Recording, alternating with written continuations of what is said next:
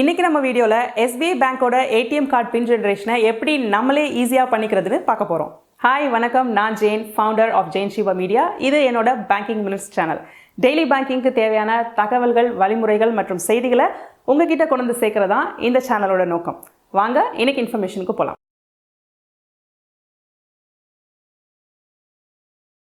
ரீசெண்டாக பேங்கிங்கில் மக்கள்கிட்ட இருக்கிற ஒரு பெரிய கன்ஃபியூஷன் ஏடிஎம் கார்டு பின் ஜென்ரேஷனும் அதில் வர ப்ராப்ளம்ஸும் தான். முன்னாடிலாம் ஏடிஎம் பின் ஒரு சீக்ரெட் கவரில் வரும். அதை பிரித்து பார்த்தோன்னா நமக்கான பின் அதுலேயே இருக்கும். சப்போஸ் அந்த பின்னை நம்ம மறந்துட்டோன்னா நம்ம பிரான்ச்சை காண்டாக்ட் பண்ணி அந்த பின்னை சேஞ்ச் பண்ணணும் அப்படி இப்படின்னு நிறைய ஃபார்மாலிட்டிஸ் இருக்கும். இப்போது அப்படி கிடையாது. நமக்கான பின்னை நாமளே க்ரியேட் பண்ணிக்கலாம், அதை சேஞ்சும் பண்ணிக்கலாம். இப்போது உங்கள் கையில் ஏடிஎம் கார்டு வந்து சேர்ந்துருச்சுன்னு வச்சுக்கோங்க. பிரித்து பார்த்தா ஏடிஎம் கார்டு மட்டும்தான் இருக்குது. பின் நம்பர் எங்கன்னு தேடாதீங்க. பேங்க்குக்கு போய் வரிசையில் நின்று பின் நம்பர் வாங்கணுன்ற அவசியமும் இல்லை. உங்களுக்கு வேண்டியதெல்லாம் நீங்கள் அக்கௌண்ட்டில் ரெஜிஸ்டர் பண்ணியிருக்கிற ரெஜிஸ்டர்ட் மொபைல் நம்பர் இருக்கிற மொபைல் அண்ட் உங்கள் ஏடிஎம் கார்டு, இது ரெண்டையும் எடுத்துகிட்டு பக்கத்தில் இருக்கிற SBI ATMக்கு போங்க. உங்களோட கார்டை ஏடிஎம் மிஷினில் இன்சர்ட் பண்ணுங்கள்.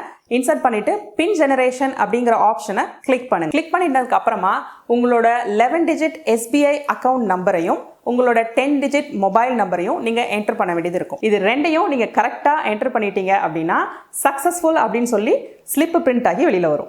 அப்படி ஸ்லிப் பிரிண்ட் ஆகி வந்தோடனே உங்களோட ரெஜிஸ்டர்ட் மொபைலுக்கு ஒரு SMS வரும். அதுதான் உங்களோட OTP.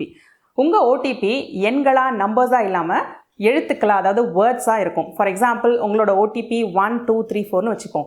அது வந்து 1234ங்கிற நம்பராக இல்லாமல் ONE TWO THREE FOUR அப்படிங்கிற வேர்ட்ஸாக இருக்கும்.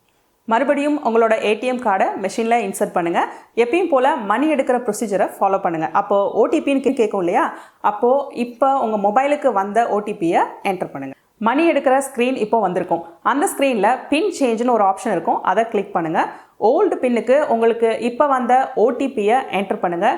நியூ பின்னுக்கு உங்களோட பர்மனன்ட் பின், அதாவது நீங்களாக சூஸ் பண்ணுற ஒரு 4 டிஜிட் பின்னை நீங்கள் 2 தடவை என்டர் பண்ண வேண்டியது இருக்கும். அவ்வளோதாங்க, பின்னு செட் ஆகிடும். இதுதான் இனிமேல் உங்களோட பர்மனன்ட் ATM பின் நம்பர். உங்களுக்கு பிடிச்ச நம்பர் ஆர் உங்களால் ஈஸியாக ஞாபகம் வச்சுக்கூடிய நம்பரை நீங்கள் சூஸ் பண்ணிக்கலாம். இவ்வளோதான். இதை நீங்களே ட்ரை பண்ணி பாருங்கள். இதை ஈஸியாக நம்மளே பண்ணிக்கலாம். யாரோட ஹெல்ப்பும் நமக்கு தேவையில்லை. அண்ட் ரொம்ப முக்கியம், மறந்துடாதீங்க, தயவு செஞ்சு உங்களோட ATM கார்டு அண்ட் அதோட பின் நம்பரை யார் கூடயும் ஷேர் பண்ணாதீங்க. நான் இன்னைக்கு ஷேர் பண்ண இந்த தகவல் உங்களுக்கு பயனுள்ளதாக இருக்கும்னு நம்புகிறேன்.